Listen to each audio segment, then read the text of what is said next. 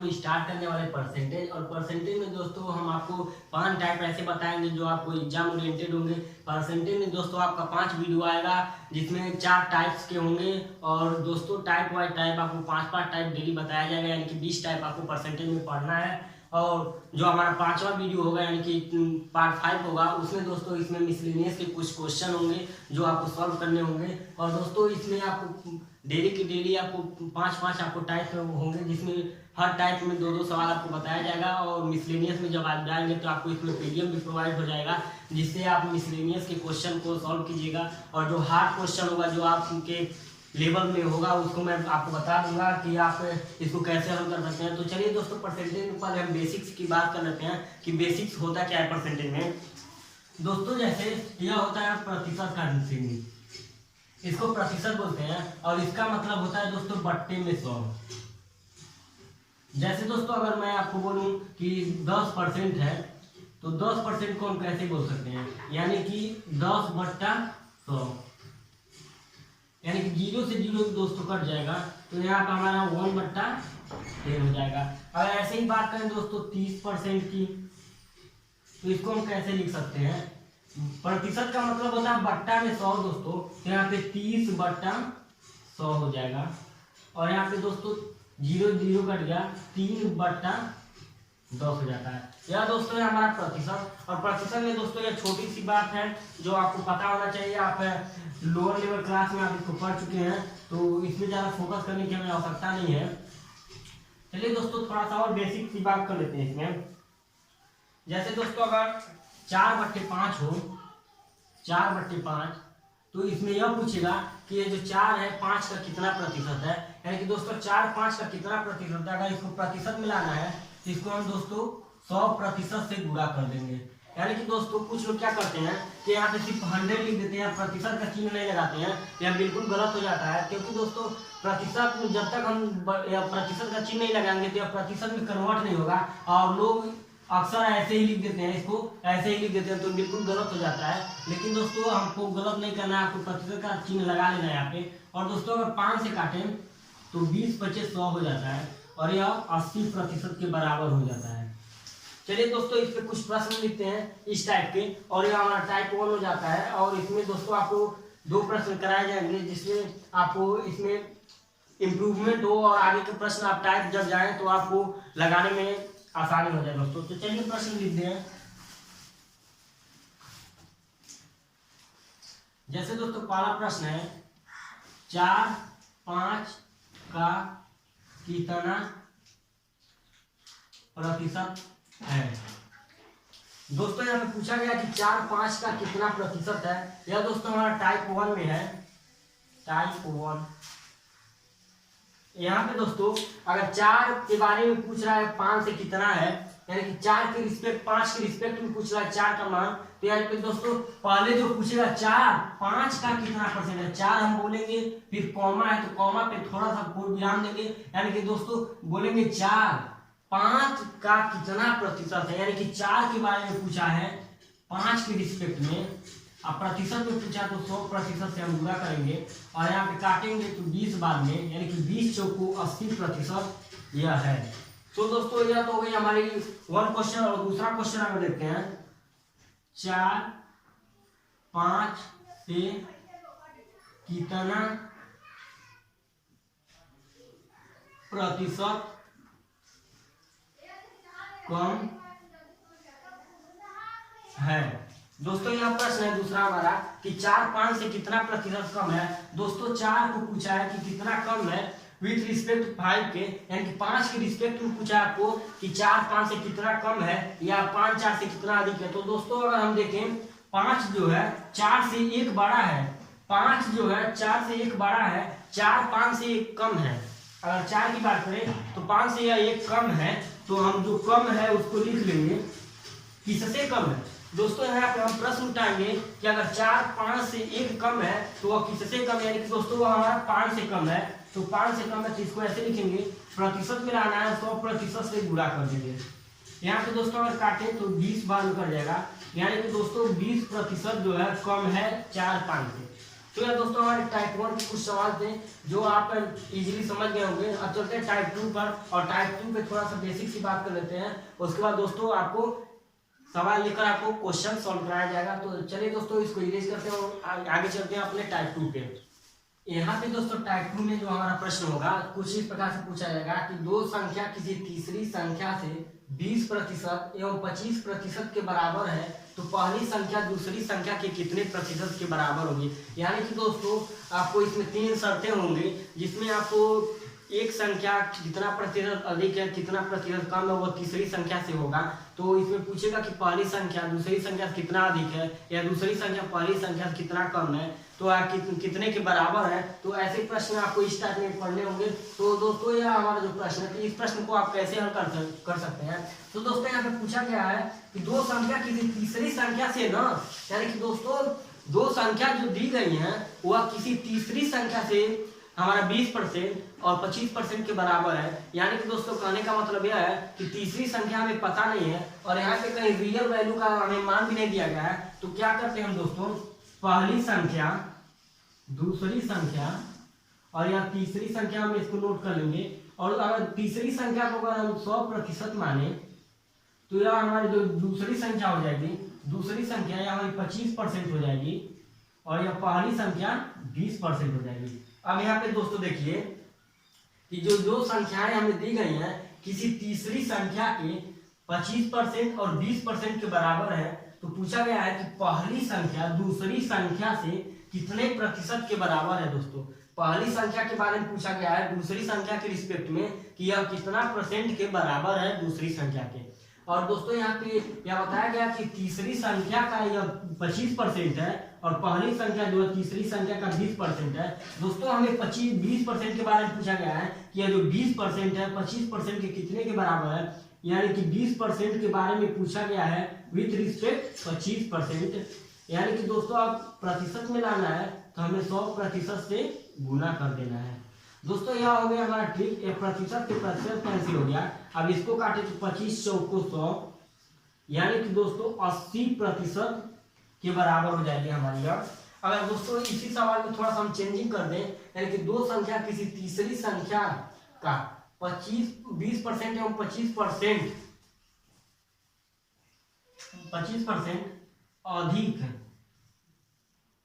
अधिक है तो पहली संख्या दूसरी संख्या के कितने प्रतिशत के बराबर होगी।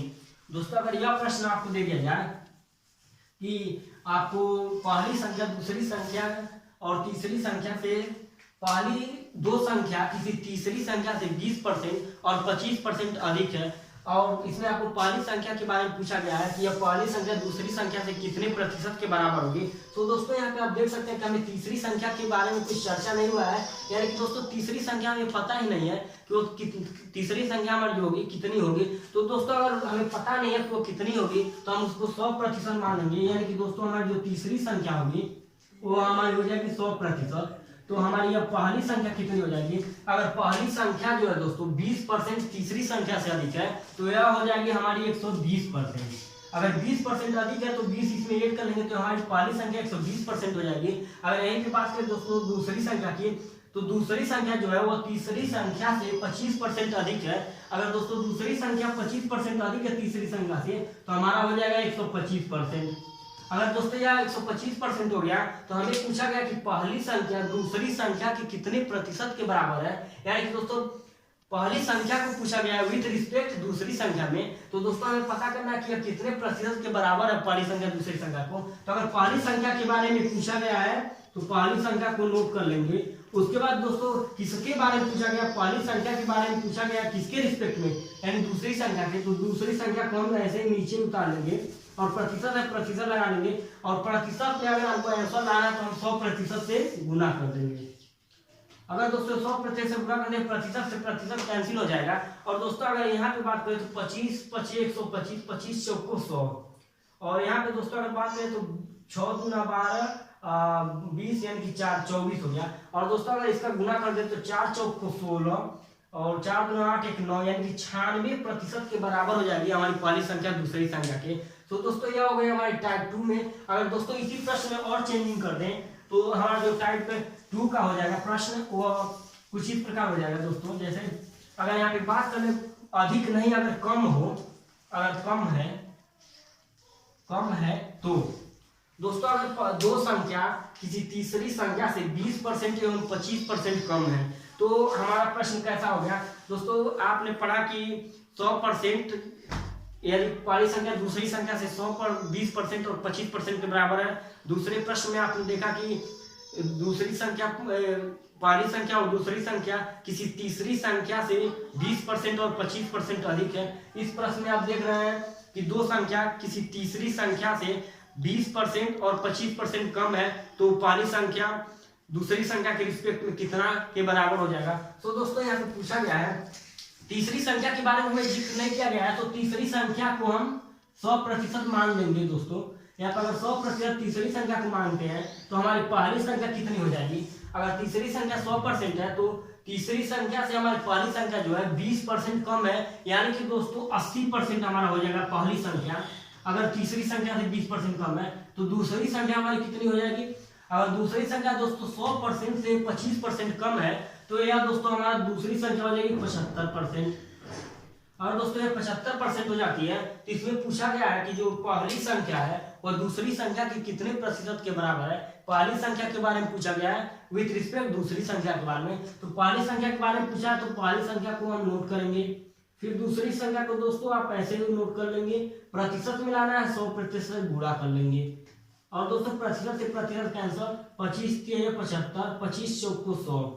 यहाँ पे दोस्तों गुना कर लेंगे तो यहाँ 8 3 को 24, 240/3, 240, 8 चौक को 32 होता है दोस्तों। यहाँ पे थोड़ा मिस्टेक हो गया। यहाँ पे दोस्तों अगर इसको हम काटना चाहें तो 3 × 3 0 6/2/3%, यानी कि 106.2/3% की हमारी बराबर हो जाएगी पहली संख्या दूसरी संख्या में। यह दोस्तों हमारे टाइप 2 के प्रश्न होंगे। अब चलते हैं टाइप 3 पर और टाइप 3 के बारे में देखते हैं कि टाइप 3 में आपको कैसे प्रश्न पूछे जाएंगे। दोस्तों टाइप 3 आपके लिए बहुत इंपॉर्टेंट होगा क्योंकि यह दोस्तों एसएससी, रेलवे, सीजीएल, एससीएल सब में आपको पूछे जाते हैं। तो आप उस प्रश्न पे ज्यादा फोकस कीजिएगा और उसको आप अपने माइंड में सेट कर लीजिएगा कि आप ऐसे प्रश्न को कितने सेकेंडों में आप इसको हल कर सकते हैं। तो चलिए दोस्तों चलते हैं टाइप 3 पे। दोस्तों टाइप 3 पे पढ़ने से पहले आपको थोड़ी बेसिक सी बात बता दें। इसमें दोस्तों आपको क्या पूछा जाएगा कि जैसे दोस्तों सीपी इसको बोलते हैं दोस्तों कॉस्ट प्राइस, यानी कि दोस्तों क्रय मूल्य। एसपी यानी कि सेलिंग प्राइस, हिंदी में बोले दोस्तों तो इसको बोलेंगे विक्रय मूल्य। दोस्तों यहाँ पे हो गया विक्रय मूल्य। अगर यहीं पे दोस्तों प्रॉफिट को बोलेंगे लाभ, लॉस को बोलेंगे दोस्तों हानि। MRP यह दोस्तों होता है जो हमारा यह प्रिंट रेट होता है, प्रिंट रेट यानी कि दोस्तों छापा मूल्य या अंकित मूल्य। यह दोस्तों होता है हमारा 4 आपको इसमें इसको कवर कर लेना है। यानी कि दोस्तों सीपी जो होता है हमारा कॉस्ट प्राइस यानी कि क्रय मूल्य, एसपी यानी विक्रय मूल्य, और प्रॉफिट यानी लाभ, और लॉस मतलब हानि। एमआरपी जो आपका होता है यह दोस्तों प्रिंट रेट होता है। जो आपको किसी बस में आप देखते हैं एमआरपी लिखा होता है, एमआरपी 10 रुपया, 20 रुपया, 25 रुपया, तो वह दोस्तों छापा मूल्य होता है यानी कि प्रिंट रेट होता है। उस पर आपको कुछ छूट दिया जाता है और आप किसी बस को खरीदते हैं तो उसमें आपको 2%, 3%, 4% वो कंपनी के हिसाब से आपको इसमें छूट दिया जाता है। तो यह दोस्तों कुछ बेसिक सी बात हो गई। अब इसमें दोस्तों हम बात करें, अगर दोस्तों इसमें हम बात करें कि लाभ कैसे निकलेगा और हानि कैसे निकलेगा, तो उसके बारे में थोड़ी सी हम चर्चा कर लेते हैं कि लाभ कैसे निकलता है और हानि कैसे निकलता है। दोस्तों आप जब छोटे क्लास में जब आप पढ़ रहे होंगे तो आपको एक फार्मूला बताया गया कि लाभ हानि का आप फार्मूला रट लो। तो दोस्तों फार्मूला रटने में बहुत प्रॉब्लम होती है और आज भी शायद आप फार्मूला रट के ही आए हैं, इसीलिए आप इतने संकोच में बैठे होंगे। क्योंकि दोस्तों आपको फार्मूला जो रटे हैं वो आप किसी काम का नहीं, क्योंकि आपको पता है कि जब तक आप उस फार्मूले का रिवीजन नहीं करेंगे तो आप फार्मूला भूल जाते हैं। दोस्तों अगर हम बात करें लाभ कब होगा, यदि दोस्तों अगर हम लाभ की बात करें तो हम फार्मूला रट लेते हैं, लेकिन दोस्तों हमें सही मतलब नहीं पता होता कि लाभ कैसे हमें निकलेगा।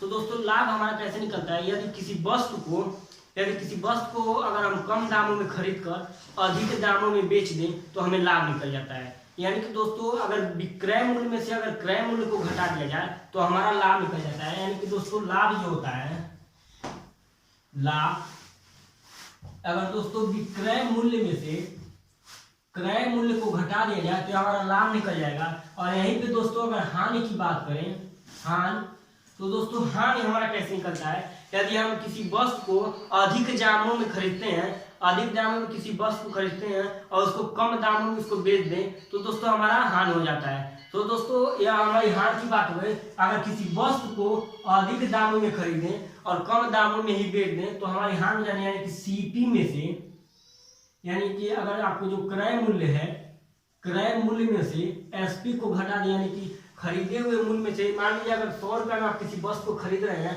और 80 रुपये में ही बेच दे रहे हैं, तो दोस्तों अगर घटा देंगे तो आपको पता चल जाएगा कि आपको कितने रुपए की हानि हुई। यहीं पे दोस्तों अगर एक प्रश्न की बात करें, मान लीजिए किसी वस्तु को 50 रुपये में खरीदा जाता है, सीपी आपका 50 रुपया है और इसको 40 रुपये में सेल किया जाता है, यानी कि एसपी दे दिया है। तो दोस्तों लाभ कितना होगा या हानि कितना होगा यह हमको पता करना है। दोस्तों अगर 50 रुपये में किसी वस्तु को खरीद रहे हैं, 40 रुपये में बेच रहे हैं, तो दोस्तों हमें हमेशा हानि ही होगा। और हानि कितने के बराबर होगा, 50 माइनस 40 बराबर 10 रुपये की हमें हानि हो जाएगी। तो दोस्तों यह फार्मूला आपको रटने के काबिल नहीं है, क्योंकि दोस्तों आप इसको अपने दिमाग से ही सेट कर सकते हैं, या रटने की कोई बात नहीं इसमें। आप इसको इजीली आप खुद सोच के देख लीजिए कि आप किसी दुकान पे गए हैं, आप किसी वस्तु को 10 रुपये में खरीद रहे हैं, 5 रुपये में बेच रहे हैं, तो दोस्तों आपको अगर 10 रुपये में खरीद रहे हैं, 5 रुपये में बेच रहे हैं, तो दोस्तों आपको हानि हो रहा है। अगर दोस्तों वहीं पे बात करें, अगर 10 रुपये में आप किसी वस्तु को खरीद रहे हैं, अब 20 रुपये में अगर उस वस्तु को बेच दें तो आपको दोस्तों इसमें लाभ होगा। और लाभ कितने के बराबर होगा, यानी कि 10 रुपये आपको लाभ हो जाएगा, क्योंकि आप 10 रुपये में खरीदे, 20 रुपये में बेचे हैं, 20 में से आप 10 घटा देंगे, आपको पता चल जाएगा कि आपको कितना रुपया लाभ हो गया। यह दोस्तों हमारी ये कोई बात। अब थोड़ी सी और बेसिक बात कर लेते हैं दोस्तों कि अब प्रतिशत में अगर कैसे बनता है। तो दोस्तों प्रतिशत में बढ़ने से पहले थोड़ी सी बात कर लें कि यदि दोस्तों CP, SP, profit and loss, यदि दोस्तों क्रय मूल्य, विक्रय मूल्य, लाभ है और हानि अगर दोस्तों रुपए में चर्चा हुआ हो, रुपए में, यानी कि दोस्तों अगर रुपए में आपको चर्चा कर लिया इतने रुपए की हानि हुई, इतने रुपए की लाभ हुआ, तो दोस्तों अगर अमाउंट का केस होता है तो अमाउंट के केस में दोस्तों आपको क्या करना होगा, अमाउंट के केस में हमेशा जब आप प्रतिशत निकालेंगे तो अमाउंट के केस में आपको दोस्तों कॉस्ट प्राइस पे निकालेंगे। और यह दोस्तों आपका क्रय मूल्य पर निकलता है। दोस्तों थोड़ा सा इसमें गलत हो गया,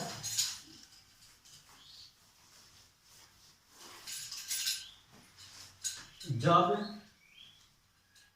सीपी, एसपी, प्रॉफिट, लॉस रुपए की चर्चा में हो तो इसे अमाउंट का केस कहते हैं और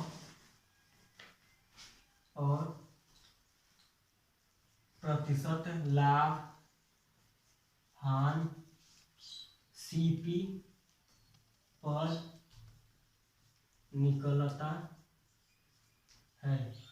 दोस्तों यह हमारी एक ट्रिक है थोड़ा सा कि यदि जब किसी क्रय मूल्य, विक्रय मूल्य या लाभ हानि को आपको रुपए के बारे में चर्चा हो तो वह दोस्तों अमाउंट का केस हो जाता है। और अमाउंट के केस में दोस्तों आपको जो क्रय मूल्य क्या बोलते हैं, लाभ और हानि का प्रतिशत निकालना होगा। तो दोस्तों आप लाभ और हानि के प्रतिशत को आप क्रय मूल्य के रिस्पेक्ट में करेंगे। और यहीं पे दोस्तों अगर हम बात कर लें कि जो हमारा क्रय मूल्य हो, विक्रय मूल्य हो, प्रॉफिट और लॉस हो, तो ये दोस्तों अगर अमाउंट का केस ना हो तो आपको इसको क्या बोलते हैं, सेलिंग प्राइस पे आपको निकालना है, क्रय लाभ प्रतिशत और हानि प्रतिशत। अब दोस्तों यहीं पे बात करें कि ये जो अमाउंट का केस है, अमाउंट का केस का कहने का क्या मतलब है दोस्तों। जैसे अगर हम बात करें कि आपने किसी दुकान पे गए आप और आप 10 रुपए के 5 पेन खरीद के लाए, तो दोस्तों अगर 10 रुपए के आप 5 पेन खरीद के लाए और 1 रुपए में आप 2 पेन, 1 रुपए में आप 2 पेन बेचें, तो आपको कितना रुपए का हानि होगा, इसका आपको प्रतिशत निकालना है। और दोस्तों इसमें आप देखिए कि आप जब पेन खरीद रहे हैं तो आप पैसे दे के खरीद रहे हैं, यानी कि दोस्तों आप 10 रुपए दे दिए हैं उस पेन को खरीदने के लिए।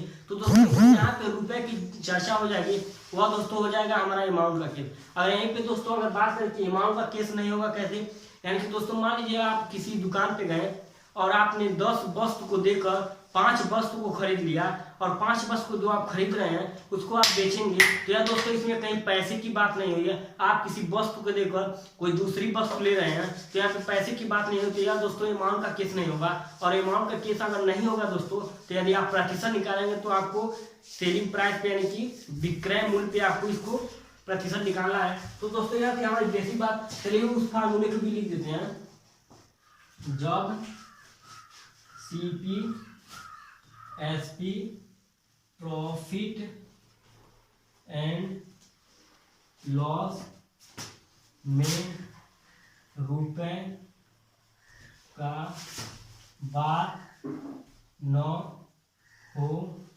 तो प्रतिशत लाभ हानि एसपी पर निकालते हैं। यानी कि दोस्तों कहने का मतलब यह है कि यदि आप जब प्रॉफिट एंड लॉस पढ़ रहे हैं तो इसमें आपको आप परसेंटेज पढ़ रहे हैं, तो परसेंटेज में भी दोस्तों आपको कुछ प्रॉफिट एंड लॉस जो होता है चैप्टर दोस्तों, प्रॉफिट एंड लॉस में भी प्रतिशत का कोई बात होता है उसमें, जैसे इतने प्रतिशत के बारे में इतने प्रतिशत। तो दोस्तों इसमें भी आपको प्रतिशत कुछ पढ़ने होंगे, तो प्रतिशत का एक चैप्टर है प्रॉफिट एंड लॉस, उसमें भी कुछ टॉपिक जो होती हैं वो प्रतिशत के होती हैं। तो इसलिए प्रतिशत में दोस्तों मैं प्रॉफिट एंड लॉस को भी लेकर आया हूँ। और दोस्तों यह प्रतिशत का एक चैप्टर ही है, तो इसको आप थोड़ा देख लीजिए कि दोस्तों अगर आप किसी वस्तु को खरीद रहे हैं 10 रुपए में, आप 5 रुपए में उस वस्तु को बेच रहे हैं, तो दोस्तों इसमें आपको क्या होगा, अगर 10 रुपए में आप किसी वस्तु को खरीदें 5 रुपए में बेचें, तो आपको दोस्तों ऑलवेज लॉस होगा। यानी कि दोस्तों आपको लॉस कितने के बराबर होगा, 5 रुपए के बराबर होगा। अगर 5 रुपए के बराबर दोस्तों आपको लॉस होता है, यानी कि हानि अगर प्रतिशत निकालना हो, हानि प्रतिशत, तो दोस्तों हानि कितना रुपए का हुआ, हानि कितने रुपए का हुआ वो लिखना है। उसके बाद दोस्तों आपको यहाँ पे बताएगा कि जब पैसे की बात हो तो सीपी रखेंगे, यानी कि यहाँ पे कॉस्ट प्राइस रखेंगे, प्रतिशत लाना है 100% से गुना कर देंगे। यहीं पे दोस्तों अगर बात करें कि जब भाव का केस है, यानी कि दोस्तों अगर आप किसी दुकान पे जाते हैं 10 पेन देते हैं और 5 कॉपी खरीद कर लाते हैं, यानी कि दोस्तों 10 पेन दिए आप 5 कॉपी खरीद के लाए, तो दोस्तों इसमें न पैसे की बात हुई न कुछ की बात हुई, सिर्फ इसमें आप किसी वस्तु को देकर कोई दूसरी वस्तु खरीद के लाए, तो दोस्तों इसमें लाभ और हानि कैसे निकलेगा। यानी कि दोस्तों अगर हानि प्रतिशत निकालना हो, इसमें हानि प्रतिशत, तो दोस्तों आपको लिखना है हानि कितने रुपए की हानि हुई, कितने वस्तु की हानि हुई बट्टा, यहाँ पे अगर पैसे की बात नहीं है तो एसपी हो गया, प्रतिशत मिलाना है 100% से गुना कर देंगे। अगर दोस्तों लाभ की बात करें, लाभ कैसे निकलेगा इसमें, तो लाभ कैसे निकलेगा, यानी कि दोस्तों लाभ बट्टा एसपी गुना 100%। यहीं पे दोस्तों इसमें लाभ की बात करें तो इसमें हानि की जगह लाभ हो जाएगा बट्टा सीपी गुना 100%। यह दोस्तों हमारी हो गई कुछ बेसिक सी बात। अब इस टाइप पे चलते हैं दोस्तों, सवाल लिखते हैं और सवाल को आपको लिखकर आपको समझाते हैं कि दोस्तों ऐसे प्रश्न को आप कैसे सेकेंडों में हल कर सकते हैं बिना किसी समय गंवाए। चलिए दोस्तों प्रश्न को लिखते हैं। यहाँ पे दोस्तों आपको एक प्रश्न लिखा गया है कि 10 वस्तु का क्रय मूल्य, यदि 10 वस्तु का क्रय मूल्य 15 वस्तु के विक्रय मूल्य के बराबर हो तो आपको प्रतिशत लाभ है या हानि आपको पता करना है। तो दोस्तों इस प्रश्न को आप ध्यान से एक बार पढ़िए कि 10 वस्तु को खरीदा जाता है, यानी 10 वस्तु को आप खरीद रहे हैं, आप 15 वस्तु को बेच रहे हैं, तो दोस्तों इसमें पैसे की बात नहीं है, इसमें कहीं भी रुपए की चर्चा नहीं है, सिर्फ वस्तु के बारे में हमें पता गया। तो हमें यह पता चल गया कि अब भाव का केस होगा और भाव के केस में अगर प्रतिशत हमें निकालना हो तो हमेशा हम एसपी यानी कि सेलिंग प्राइस पे यानी विक्रय मूल्य पे अगर हम इसको प्रतिशत को निकालेंगे तो दोस्तों यहाँ पे अगर आप 10 वस्तु को खरीद रहे हैं, आप 15 वस्तु को बेच रहे हैं, तो आपको पता चल गया कि अगर आप 10 वस्तु को खरीदे 15 वस्तु को बेच दे रहे हैं तो आपको हमेशा हानि होगा। यानी कि दोस्तों हानि कितने के बराबर होगा, हानि जो आपका निकालना है हानि यानी कि दोस्तों आप 15 वस्तु को बेच रहे हैं और 10 ही वस्तु खरीद रहे हैं, तो दोस्तों आपको 5 वस्तु का जो होगा हानि हो जाएगा, 5 वस्तु का हानि हो गया। और दोस्तों अगर 5 वस्तु का हानि हो गया तो आपको प्रतिशत में पूछ रहा है कि अब कितने प्रतिशत के बराबर है हानि। तो दोस्तों अगर हमें हानि प्रतिशत निकालना है, हानि प्रतिशत, तो हम क्या करेंगे, यह जो हानि है कितने वस्तु का, 5 वस्तु का हानि है। और दोस्तों जब आप इसमें भाव का केस होगा तो आपको हमेशा सीपी पे यानी कि एसपी पे यानी कि विक्रय मूल्य पे निकलेगा। यानी कि आप 15 वस्तु को बेच रहे हैं तो आप 15 वस्तु आपका विक्रय मूल्य हो गया और इस पे निकाल देना आपको प्रतिशत में 100% से गुना 5 और इसके बात करते हैं दोस्तों तो 3 त्रिक का 9, 10 हो गया, 3 त्रिक का 9, 1/3% के बराबर आपको हानि हो जाएगा। यानी कि दोस्तों यदि आप 10 वस्तु को खरीदते हैं, 15 वस्तु को बेच देते हैं, तो दोस्तों आपको 33.1/3% यानी कि 33.33% की हानि हो जाएगी।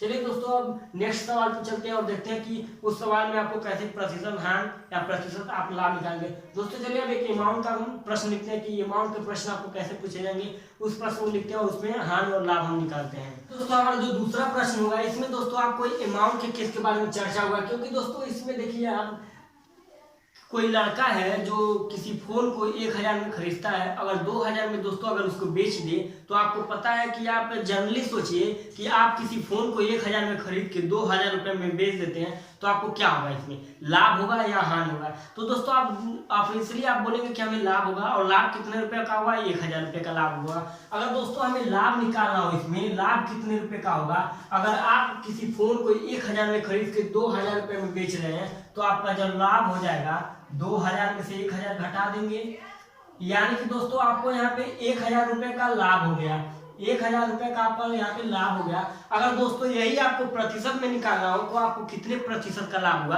तो दोस्तों आपको अमाउंट के केस में बताया गया है कि जब अमाउंट का केस हो तो आपको लाभ प्रतिशत को आपको क्रय मूल्य पे निकालना है। यानी कि दोस्तों आपको 1000 रुपए का लाभ होगा, ठीक है दोस्तों, आपको 1000 रुपए का लाभ होता है। और दोस्तों यह जो 1000 रुपए का लाभ होता है कितने रुपए में लाभ होता है, यानी कि आप 2001 क्या बोलते हैं एक फोन को इतने रुपए में खरीदा गया, यानी कि दोस्तों अमाउंट के केस में आपको क्रय मूल्य पे निकालना होगा। यानी कि दोस्तों 1000 रुपए में खरीदे हैं और 1000 रुपए का लाभ भी हुआ है। यानी कि दोस्तों कहने का मतलब यह है कि यह आपका लाभ हो गया, यानी कि यह जो लाभ आप निकाले यह हो गया लाभ बट्टा क्रय मूल्य, क्रय मूल्य। आप प्रतिशत मिलाना है 100% से गुना करना होता है आपको। तो यहाँ पे दोस्तों आपका लाभ 1000 रुपए है, क्रय मूल्य आपने 1000 रुपए में खरीदा है, प्रतिशत मिलाना है हमने 100% से इसमें गुना कर दिया। अगर दोस्तों अगर इसकी बात करें तो ये तो कैंसिल हो गया, यानी कि आपको इसमें ये 100% का लाभ हो गया। यानी कि दोस्तों यदि आप किसी फोन को 1000 रुपए में खरीदते हैं और इसको दोस्तों आप 2000 रुपए में बेच देते हैं तो आपको 100% का लाभ मिल जाता है। तो दोस्तों यह हो गया आपके अमाउंट के केस, भाव के केस आपने देख लिया। तो दोस्तों चलिए अब एक और भाव का केस लिखते हैं, क्योंकि भाव के केस में दोस्तों कंफ्यूजन होता है और दोस्तों भाव के केस में ये प्रॉब्लम होगा, क्योंकि आप अमाउंट के केस में तो आप सिंपली आप निकालेंगे कि सीपी पे निकालते हैं, आप फार्मूला भी बचपन में रट चुके हैं। लेकिन दोस्तों आपको फार्मूला रटना ही है, आप एक ट्रिक बता दे रहा हूँ। अगर आप अमाउंट के केस और भाव के केस में भूल जाएंगे कि कौन पहले आएगा, यानी कि अमाउंट के केस में क्रय मूल्य आएगा या विक्रय मूल्य आएगा, तो दोस्तों इसके लिए एक मैं जबरदस्त आपको ट्रिक बता दे रहा हूँ, आपको इसको याद कैसे रखना है। तो याद करने का दोस्तों जो ट्रिक होगा हमारा बहुत ही सिंपल होगा। जैसे दोस्तों अमाउंट का जो केस होगा हमारा, तो दोस्तों अमाउंट में अगर हम देखें तो यहाँ पे ए इसमें पहला अक्षर है, अगर ए इसका पहला अक्षर है तो हमें ये याद रखना है। तो हम देखेंगे कि इसके नजदीक में कौन आता है, यानी कि दोस्तों यस से आएगा, एसपी आएगा या सीपी आएगा। तो दोस्तों ए के बाद बी आता है, बी के बाद सी आता है, यानी कि दोस्तों अमाउंट के केस में आपको सीपी लिख लेना है, सीपी। यानी कि दोस्तों ए के बाद सी आता है, यस इसके बाद आता है कि दोस्तों यह बहुत दूर है, नजदीक वालों को हम नजदीक वाले के साथ ले लेंगे। यहीं पे दोस्तों अगर बात करें भाव, यानी कि दोस्तों आपको भाव के केस में अगर भाव अगर हिंदी में लिखे, भाव कुछ ऐसा लिखा जाएगा इंग्लिश में अगर लिखे तो इसको वर्ड में हम ट्रांसलेट नहीं करेंगे, हम डायरेक्ट भाव लिख रहे हैं क्योंकि यह जो आपका ट्रिक है भाव के केस में बनेगा। तो दोस्तों अगर यहाँ पे बात करें पहला अक्षर कितने, यहाँ पे बी है, बी के बाद दोस्तों अब देखिए ए के बाद बी आता है, ए के बाद बी आता है तो सी के बाद यस आता है, यानी कि यहाँ पे दोस्तों सीपी हो गया। यानी कि कहने का मतलब यह है दोस्तों को आपको इसको याद कैसे रखना है। जैसे दोस्तों आपको प्रश्न दे दिया जाए कि अमाउंट के केस हो या भाव का केस हो तो आप इसमें कंफ्यूजन हो जाते हैं कि इसका प्रतिशत जो निकालना हो वह क्रय मूल्य पे निकालें या मूल्य पे निकालें। तो दोस्तों इसके लिए जो ट्रिक है यह बहुत काम का हो जाएगा आपके लिए। अगर अमाउंट की बात की जाए यानी कि पैसे की बात की जाए तो अमाउंट का पहला अक्षर ए से स्टार्ट होता है और ए के बाद आता है हमारा बी, बी के बाद आता है सी। तो यहाँ पे दोस्तों हमें सिर्फ यस और सी के बारे में बात करना है, यस और सी के बारे में, यानी कि सेलिंग प्राइस कॉस्ट प्राइस के बारे में बात करना है। बी से हमें कोई मतलब नहीं है। तो हम देखेंगे कि ए के सबसे करीब क्या आएगा, ए के सबसे करीब आपको यस और सी में क्या आएगा। तो ए के सबसे करीब में आपको ये सी आता है, तो ए के सबसे करीब में सी आता है तो आपको अमाउंट के केस में क्रय मूल्य पे रखना है। अगर दोस्तों ए की बात करें भाव के केस में, भाव का पहला अक्षर जो आता है बी आता है और दोस्तों बी के बाद आपको सबसे दूर क्या मिलेगा, यानी कि दोस्तों इसमें सबसे दूर क्या मिलेगा क्योंकि ए के बाद जब बी आता है तो इसमें भी सबसे दूर जो होगा वही होगा, यानी कि सी पहले आएगा यस बाद में आएगा। तो दोस्तों अगर यस बाद में आएगा तो इसमें आपको यस में आपको निकालना है। तो चलिए दोस्तों एक भाव का केस लिखते हैं और दोस्तों उस प्रश्न को आपको मिनटों में यानी सेकेंडों में दोस्तों 1 सेकेंड में आपको सॉल्व करके दिखाते हैं कि आप एग्जाम में अगर प्रश्न आएंगे तो आपको 1 सेकेंड में आप उस प्रश्न को कैसे हल कर सकते हैं। तो चलिए दोस्तों प्रश्न लिखते हैं। यहाँ से दोस्तों देखिए आपको बताया गया है कि 12 वस्तु को, यानी कि दोस्तों हमारा तीसरा सवाल इस टाइप का, यानी कि दोस्तों 12 वस्तु को आप खरीदते हैं और 8 वस्तु को बेच देते हैं। यानी कि दोस्तों कहने का मतलब यह कि आप 12 वस्तु को खरीदे 8 वस्तु को बेच दिए, तो आपको इसमें जनरली सोच लेना है कि हमें कितने वस्तु का लाभ होगा। यानी कि दोस्तों आप 12 वस्तु को, यदि 12 वस्तु को आप खरीदें और 8 वस्तु को बेचें तो आपको लाभ कितना होगा। यानी कि दोस्तों आपको यहाँ पे लाभ पहले निकाल लेना है कि आपको कितने वस्तु का लाभ होता है। यानी कि दोस्तों 12 वस्तु को आप खरीदे 8 वस्तु को बेच दिए तो दोस्तों हमारा लाभ कितना हो जाएगा 4 वस्तु का, 4 वस्तु का हमारा यहाँ पे लाभ हो गया क्योंकि आपने 12 वस्तु खरीदा है, सिर्फ 8 ही वस्तु आप बेचे हैं तो 4 वस्तु आप अपने पास रखे हैं कि 4 वस्तु का आपको लाभ होगा। अगर दोस्तों आपको लाभ प्रतिशत निकालना हो तो लाभ प्रतिशत के लिए आप क्या करेंगे, लाभ प्रतिशत, अगर दोस्तों लाभ प्रतिशत निकालना हो तो 4 वस्तु का लाभ हुआ हमें, ठीक है 4 वस्तु का लाभ हुआ। और दोस्तों आपको मैंने बताया है कि अगर आप भाव का केस हो तो भाव का केस में हमेशा दोस्तों आप सेलिंग प्राइस पे यानी कि विक्रय मूल्य पे ही प्रतिशत निकालेंगे।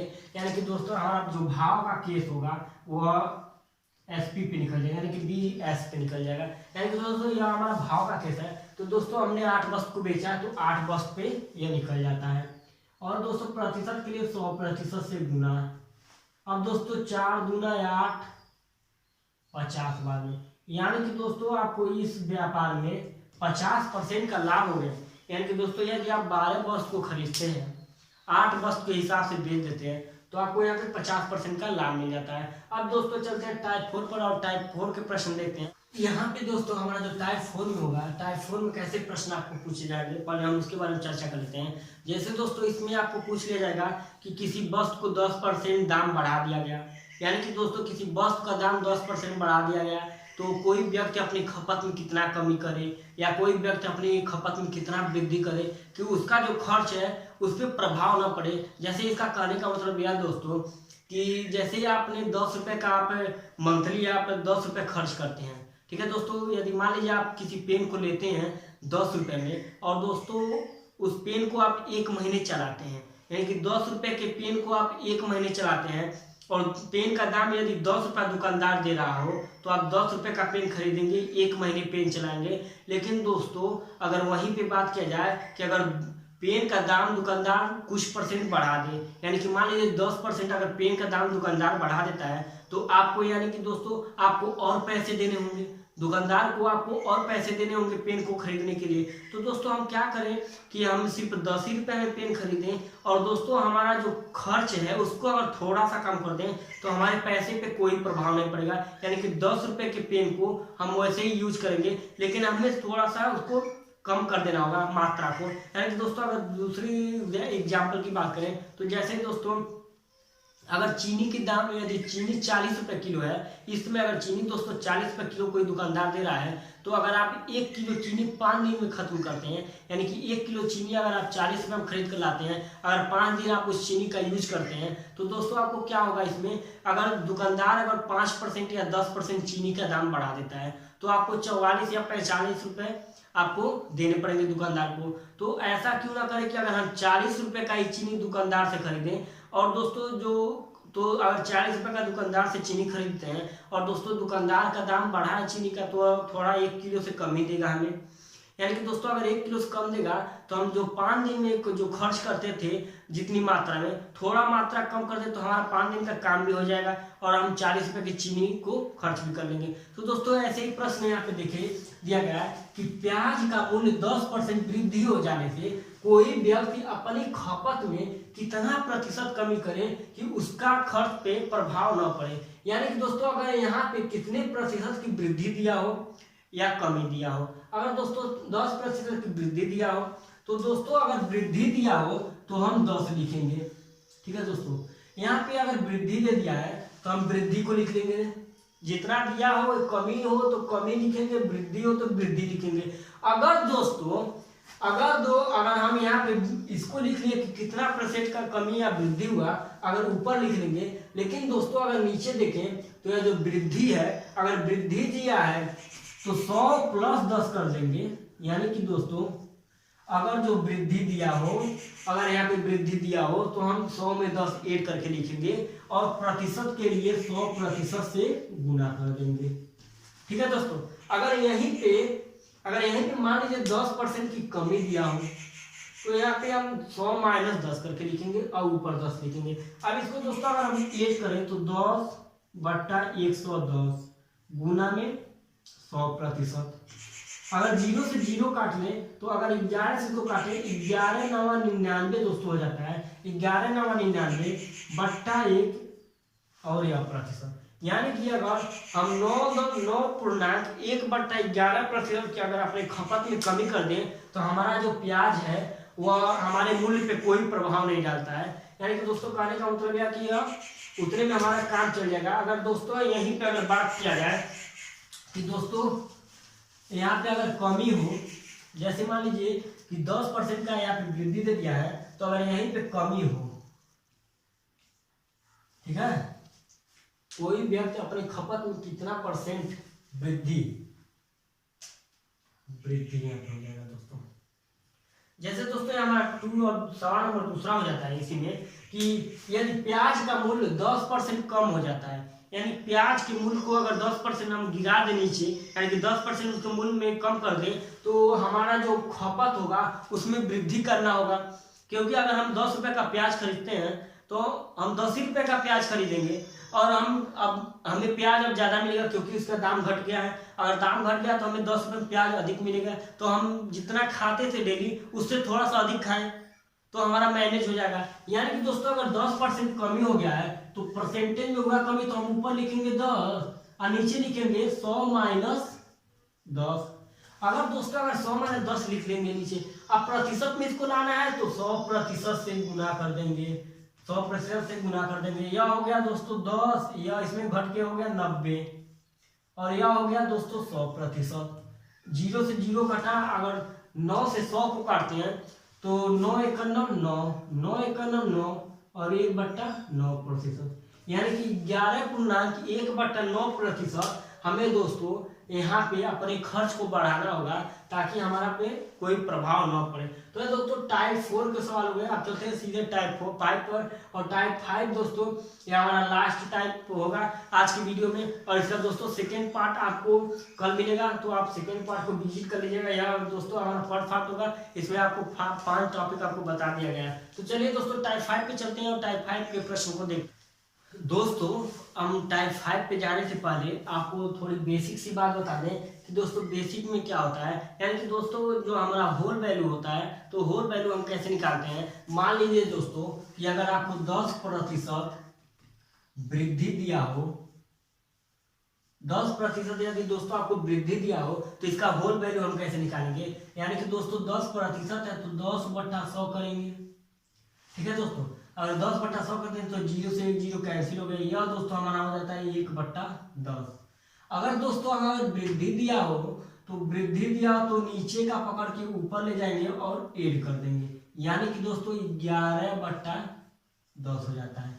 अगर दोस्तों यहीं पर अगर कमी दिया हो, जैसे दोस्तों हमारा जो सेकेंड होगा वो मान लीजिए अगर 20% कमी हो, अगर दोस्तों हमारे यहाँ 20% कमी होता है तो 20% कमी का मतलब क्या होगा दोस्तों, यहाँ पे हम 20 लिखेंगे, बट्टा में 100 करेंगे, 0 से 0 गया, 2 से 10 गया, यानी कि 5 बार में, यानी कि दोस्तों हमारा 1/5 हो गया। अगर दोस्तों कमी दिया हो, अगर कमी दिया हो तो ऊपर नीचे वाले को ऊपर ले जाएंगे और 1 से घटा देंगे, यानी कि दोस्तों 4/5 हो गया। यानी कि दोस्तों यह हो जाता है हमारा होल वैल्यू। अगर 40 की बात किया जाए दोस्तों, 40%, तो 40% को हम 40/100 लिखेंगे, 1 0 से 1 0 2 यहाँ 5, यानी कि हमारा दोस्तों 2/5 हो गया। अगर दोस्तों यह वृद्धि है, अगर यह वृद्धि है तो हम ऊपर ले जाके जोड़ देंगे, यानी कि 5 2 7/5 हो गया। अगर यहीं पे कमी भी दे दिया हो, कमी अगर भी निकालना हो तो ऊपर ले जाएंगे घटा देंगे, यानी कि 3/5 हो जाएगा। यह कमी के लिए हो जाएगा, यह वृद्धि के लिए हो जाएगा। तो दोस्तों यह हो जाती है हमारी होल वैल्यू, होल वैल्यू। तो दोस्तों इसको आप नोट कीजिएगा, क्योंकि दोस्तों बहुत इंपॉर्टेंट है आगे के प्रश्न को लगाने में। तो दोस्तों चलिए इस पे होल वैल्यू पे हम एक प्रश्न लिखते हैं, और यह हमारा टाइप 5 का प्रश्न होगा। तो दोस्तों आप होल वैल्यू निकालना जान जाएंगे तो आपको बहुत आसानी हो जाएगी प्रश्न को लगाने के लिए। तो चलिए दोस्तों प्रश्न लिखते हैं होल वैल्यू की अपेक्षा। यहाँ पे दोस्तों एक प्रश्न दिया गया है कि एक वस्तु को 500 रुपये में खरीदा गया। अगर दोस्तों एक वस्तु को 500 रुपये में खरीदा गया है, अगर उस पर 10% का लाभ लिया जाता है, यानी कि 10% के लाभ लेकर अगर हम बेचें, तो हम उस वस्तु को कितने रुपये में बेचेंगे कि हमें 10% का लाभ हो जाए। तो दोस्तों हमने आपको बता दिया कि होल वैल्यू आपको कैसे निकालना है। होल वैल्यू पहले हम इसका निकालेंगे, यानी कि 10% का अगर होल वैल्यू निकालें तो 10/100, 0 0 गया, यानी कि 1/10। यदि होल वैल्यू निकालें तो 11/10 हो गया। दोस्तों यहाँ पे 11/2 हो गया। यहाँ पे हमें क्रय मूल्य दिया है, तो क्रय मूल्य को हम नोट करेंगे, गुना का चिन्ह लगा दें। अगर दोस्तों अगर हमें क्रय मूल्य दे दिया हो, विक्रय मूल्य पूछे, यानी कि दोस्तों हमें आगे जाना है। हमने किसी वस्तु को खरीद लिया, अब उसे हमें बेचने आगे जाना है। हमने किसी वस्तु को खरीद लिया, अब हमें उसे बेचने आगे जाना है, यानी कि दोस्तों यह आगे का प्रोसेस है। तो अगर आगे का प्रोसेस है दोस्तों, तो आपको सीधे गुना कर देना है, इसको आपको सीधे गुना कर देना है। अगर दोस्तों यहीं पे बात किया जाए कि अगर विक्रय मूल्य, चलिए दोस्तों उस टाइप का आपको प्रश्न मिला जाएगा, तब भी मैं आपको इसमें थोड़ा सा हिंट दे देता हूँ। जैसे दोस्तों यहाँ पे अगर इसका अगर किसी वस्तु का विक्रय मूल्य 500 रुपया होता है, तो अगर हमें क्रय मूल्य पूछता तो इसी का हम उल्टा गुना कर देते हैं। तो दोस्तों अगर हम इस प्रश्न की बात करें, अगर हमें क्रय मूल्य दे दिया है और हमने 10% का लाभ हमने कमाया, तो हम इसका होल वैल्यू निकालेंगे, तो 11/10 हो गया। अगर दोस्तों हमने किसी वस्तु को खरीद लिया है, तो हमें उस वस्तु को बेचने आगे जाना है, यानी आगे जाना है, तो दोस्तों हम इसका सीधा गुना कर देंगे। तो यहाँ पे 0 से 0 कट जाएगा, 11 × 5 = 55, यानी कि दोस्तों 550 रुपये में हमें उस वस्तु को बेचना होगा, ताकि हमें जो है 10% का लाभ कमा लें। अगर दोस्तों यह तो हो गई हमारी ट्रिक की बात। अगर दोस्तों इसको हम साधारण में लगाते हैं, तो साधारण लगाते तो दोस्तों इसका लंबा प्रोसेस हो जाता। तो चलिए दोस्तों साधारण विधि भी आपको बता देते हैं कि आपको कैसे निकालना है। तो दोस्तों पहले तो हम क्या करेंगे कि जो 500 रुपया है, तो 500 रुपये का 10% कितना होगा हमें यह निकालना पड़ेगा। अगर दोस्तों अगर 500 का 10% निकालते हैं तो 500/100 करेंगे, 0 से 0 गया, 0 से 0 गया, यानी कि दोस्तों हमारा 50 रुपया जो होगा यह हमारा 10% का मान होगा। अगर 10% का मान दोस्तों 50% है, हमें 10% का लाभ कमाना है, तो हम 500 में 50 ऐड करेंगे, यानी कि दोस्तों हमारा 55 0 हो जाएगा। यानी कि दोस्तों यह भी प्रोसेस होगा, लेकिन दोस्तों यह प्रोसेस थोड़ा कंफ्यूजन में डालता है। लास्ट में हम क्या करते हैं, यही निकाल के छोड़ देते हैं और इसको इसमें ऐड नहीं करते तो हमारा आंसर गलत आ जाता है। तो चलिए दोस्तों इस टाइप का आपको दूसरा सवाल पे ले चलते हैं। अगर यही वस्तु हमने खरीदा है, हमने विक्रय मूल्य निकाला, अगर हमें क्रय मूल्य निकालना हो तो हम कैसे निकालेंगे, इस प्रश्न को आपको लिख कर दिखाते हैं।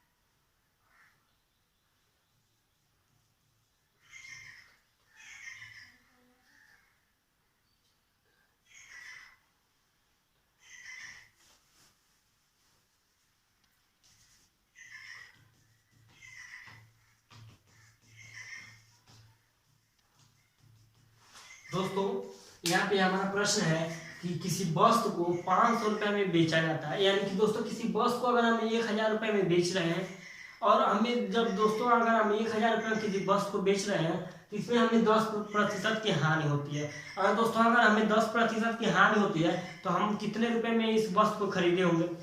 यानी कि कहने का मतलब है दोस्तों हमने बेच लिया है किसी वस्तु को और हमें 10% की हानि हो गई है।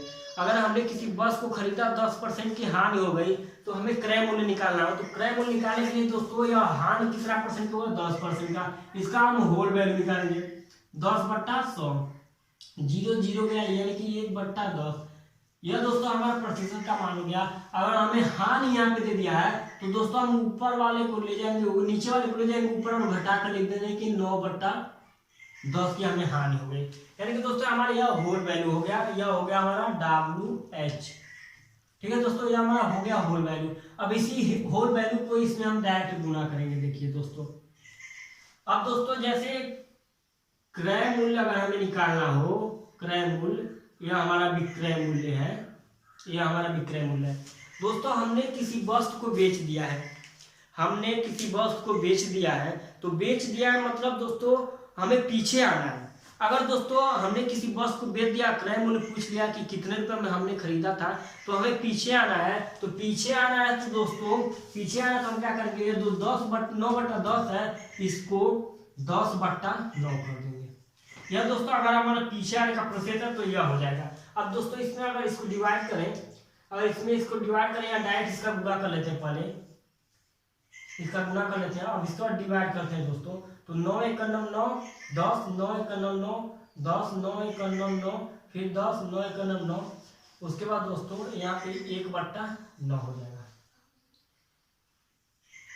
यानी कि दोस्तों हमने उस वस्तु को 11,111.9 रुपए में खरीदा होगा उस वस्तु को। यानी कि इसमें जिसमें हमें 10% की हानि होता है। तो दोस्तों यह टाइप 4 के 5 के कुछ प्रश्न तो टाइप 6 पे आगे आएंगे। तो दोस्तों यह हमारे नेक्स्ट वीडियो की पार्ट 2 वीडियो होगी। तो आई होप दोस्तों आपको वीडियो समझ में आए तो आपको चैनल को सब्सक्राइब कर लीजिए, वीडियो को अपने दोस्तों में शेयर कर लीजिएगा। तो